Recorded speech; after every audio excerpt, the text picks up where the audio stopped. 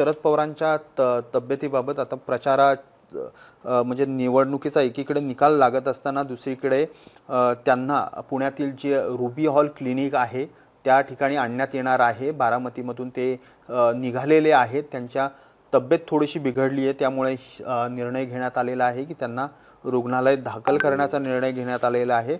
अजित पवारांच्या निधनानंतर शरद पवार थोडेसे भावूक त्यांना आपल्याला दिसून आले। सगळे जे छायाचित्र समोर येत होती, धीर गंभीर महाराष्ट्रभरातनं कार्यकर्ते पदाधिकारी सांत्वन करण्यासाठी येत होते, त्यांना ते भेटत होते।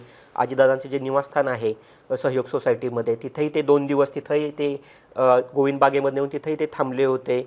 पार्थ पवार यांच्याशी चर्चा करताना, रोहित पवारांशी चर्चा करताना ते दिसले। अगदी अजितदादांच्या निधनानंतर ते दुसऱ्या दिवशी जे निरेच्या पाण्याचा जो दूषित पाण्याचा प्रश्न होता तिथं ते गेले होते। म्हणजे एवढ्या सगळ्या धावपळीमध्ये सुद्धा ग्रामीण भागातल्या लोकांशी त्यांच्या अडचणी आहेत त्याच्या सोडवण्यासाठी शेवटपर्यंत ते प्रयत्न, म्हणजे या दुःखाच्या काळात ते प्रयत्न करत होते। असा नेता आत्ता ज्या राष्ट्रवादीच्या ह्याच्यामधनं त्यांची ही जी येत आहे की त्यांना आता तब्येत बिघडली आहे, दवाखान्यामध्ये दाखल करावं लागतात, कार्यकर्त्यांवरती कुठंतरी परिणाम होईल? निश्चितच आपण पाहतोय की शरद पवार म्हणजे आता खचलेले पाहायला मिळाले थोडेफार। शरद पवारांसारखा एक पहाडासारखा नेता जो महाराष्ट्राच्या राजकारणात आत्तापर्यंत कधी होऊन गेला नाही, एवढा मोठा नेता, जनसामान्यातला नेता, आणि परंतु अजित पवार यांच्याशी त्यांचे असलेले नजीकचे किंवा कौटुंबिक संबंध असतील किंवा त्यांचा भावनिक जिव्हाळ्याचा नातं हे कोणापासून लपलं गेलेलं नव्हतं। त्यामुळे अजित पवारांच्या जाण्याने मोठा धक्का हा शरद पवारांना बसला होता। आपण पहिल्या दिवशी जी पत्रकार परिषद झाली त्याच्यामध्ये शरद पवारांना शब्द उमटत नव्हते।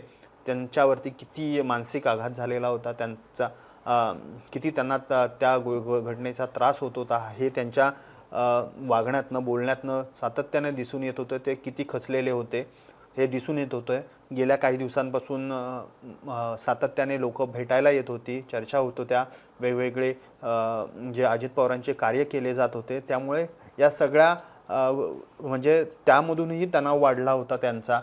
थोडंसं जास्त प्रमाणात त्यांना लोकांची बैठका घ्यायच्या किंवा भेटीगाठी घ्यायला लागत होत्या, त्यामुळे या काळात जास्त आराम भेटलेला नाही। त्याच काळात निवडणुका होत्या, या सगळ्या गोष्टींचा कुठेतरी थकवा त्यांना जाणवत आहे आणि त्याच दृष्टिकोनातून त्यांना आता रुबी हॉल रुग्णालयामध्ये आणण्यात येणार आहे। काही वेळातच आता बारामतीमधून त्यांना घेऊन जी रुग्णालयाची गाडी आहे ती निघालेली आहे, ॲम्ब्युलन्स निघालेली आहे आणि ते आता थोड्याच वेळात पुण्यामध्ये पोहोचतील। रुबी हॉल क्लिनिकमध्ये त्यांच्यावरती उपचार करण्यात येणार आहेत।